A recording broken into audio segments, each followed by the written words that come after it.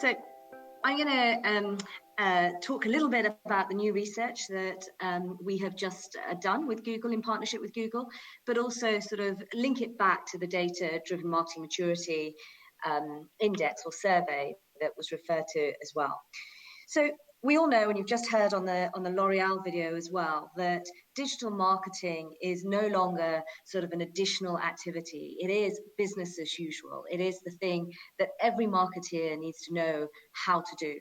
But what we see is huge variation in how companies are approaching data-driven marketing. And often that's because of technology challenges or organizational challenges. And what we've tried to do is understand how that helps us, how you move up the maturity scale based on what those, where you are along those dimensions. But before we get into that, let's just talk about the real trends that are affecting how brands approach data-driven marketing. We know that consumers are just demanding more. Consumers want to have personalized content. They want curated content. They want messages that are relevant to the device that they're viewing on, but also at the time of day that they are viewing. They want content that is specific to what they are looking for, but also additional material that might help them make different choices. However, we also live in a world where regulation, rightly so, is making sure that as advertisers, we are responsible in how we use consumers' data, how we think about it, how we share it, and have put in lots of regulation to support consumers as they sort of walk through the demands of wanting more personalization. And so as advertisers, we have to sort of tread quite carefully between these sort of two roles of wanting to give our consumers much more personalized content, but within the realms of responsible marketing. So what does this mean? We, as I said, have worked with Google to jointly define this data-driven marketing maturity framework that supports companies to assess where they are in their journey. And what we see is that most companies exist in one of four sort of states. Nascent, where they're really thinking about sort of single campaign-based execution, not linking across channels, just sort of really starting out on their journey of data-driven marketing. To those companies that are in the multi-moment end of this maturity scale, that are really able to link data across multiple sources, think about online to offline, and have a real single point of view of their consumers across their different channels. What we see is there's real benefit for advertisers in moving up this maturity scale.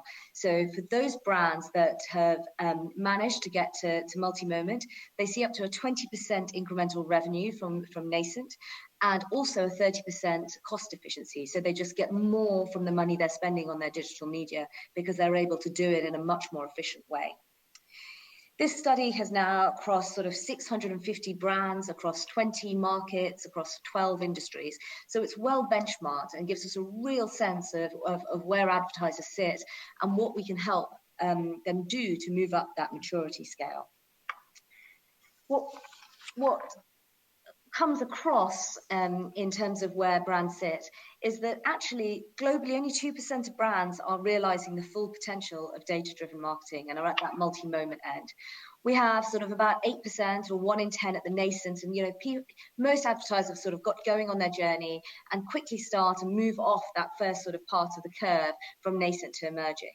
And then there's a lot of brands that sit within this emerging connected state where they are starting to integrate data sources, starting to integrate technologies, moving into more automation, thinking about more sort of dynamic content delivery or or message delivery, but through either technical or organizational challenges, haven't quite moved up to multi-moment. What we do see, though, is that brands that move through those maturity stages, one of the key differences and one of the really big enablers for them to be able to do that is how they use first-party data. And this gets us to the second version of the study that we are sort of highlighting to you today, or giving you a sneak preview of today, and as was mentioned, is being launched officially next week. So those companies that are not using any of their first-party data, or only very partially using it and linking it to other data sources, are still in that sort of early emerging part of the maturity scale. And those that are really connecting it all and using most or all of it, you can see are quite far up that maturity scale. So what do we mean by first-party data? And as we did this study, actually what was really eye-opening was just how many definitions there are for first-party data and what it means to different advertisers. Well, what do we mean? It's the proprietary data that any advertiser, any company collects with permission from their customers. And that data comes from multiple sources. And actually, those that do it well are able to collect data from those multiple sources and find ways of linking across it. So it can be visitors to branded websites, it can be CRM databases, loyalty card behavior, interactions with advertisements, and also information about sort of behavioral intents and purchases. So that's what we're referring to as first-party data. It's commonly called 1P data and sometimes 1PD. There is a sort of a growing pocket of, and you may have heard it, of zero-party data, which is where consumers are starting to exchange much more information with the advertisers about purchase intent or a willingness to do certain things in exchange for something back from the company. And that is a subset of what we would call first-party data. We thought this was quite interesting, and so with the Google team, we have just embarked on this new study.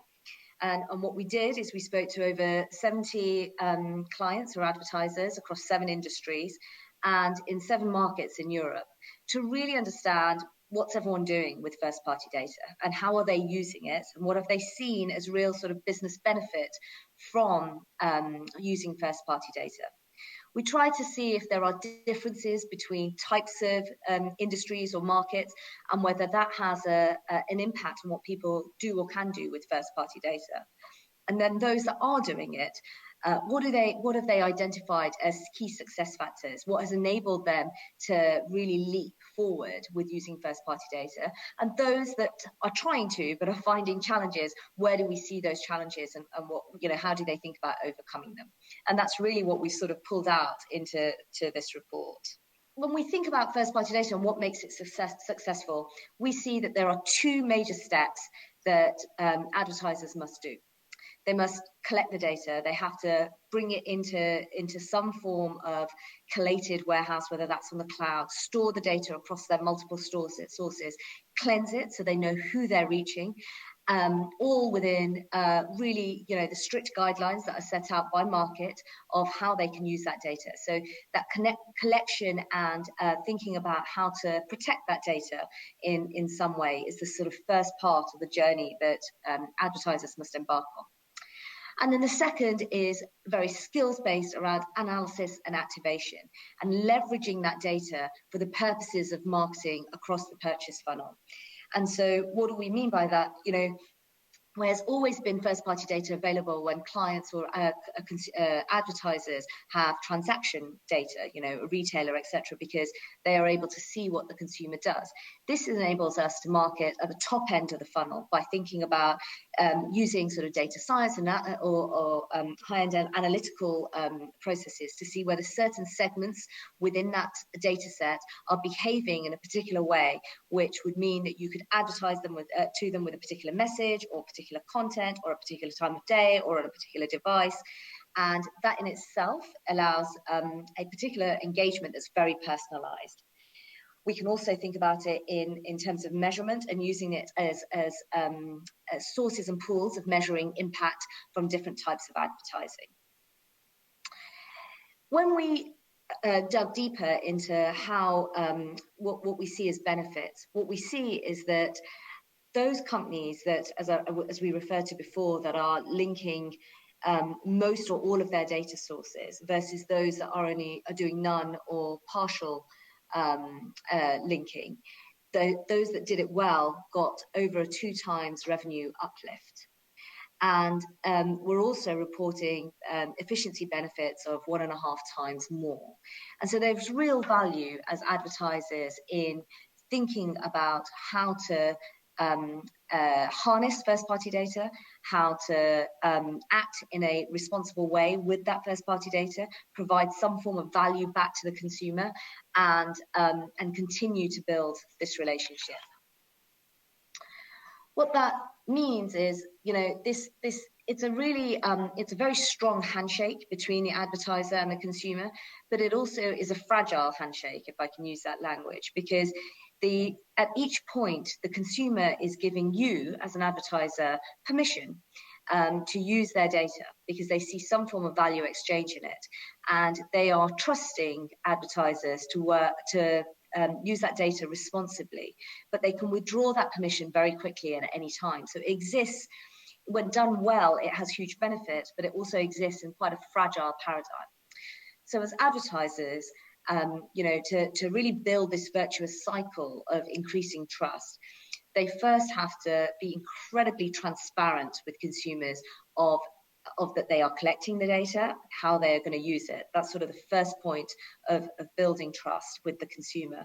And then as they start providing some form of personalized content to the consumers, continue along that transparency journey, but also not overuse data, not break any privacy barriers, so that trust continues to exist and actually grow between the advertiser and the consumer. In exchange, the consumer obviously gets value, but also continues to give permission because they are seeing benefit from that relationship. This is an important part of the first party data sort of use and activation that forms the backbone of maturity for companies along the data-driven marketing survey. And we're really looking forward to sharing more from the research over the next few weeks as we release the fuller and the bigger report.